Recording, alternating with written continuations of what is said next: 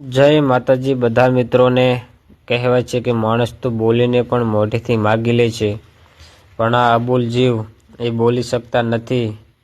તો તમારે કોઈ પણ સેવાનું કાર્ય કરવું હોય તો ભૂખ્યાને ભોજન આપજો, કેમ કે એમના થકી તો આપણે છીએ।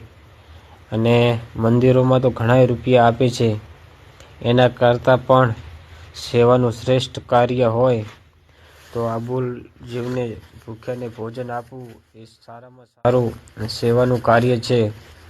અને તમે જો આવું સેવાનું કાર્ય કરશો તો તમારાથી શીખીને લોકો પણ તમારું જોઈને એ પણ સેવાનું કાર્ય નાની મોટી જે સેવા બને એ કરી શકશે, તો પણ અબોલ જીવનું એક જીવન જીવવું સરળ થઈ જશે। રામે દીધો રે રૂડો રોટલો, કોઈને ખવડાવીને ખા।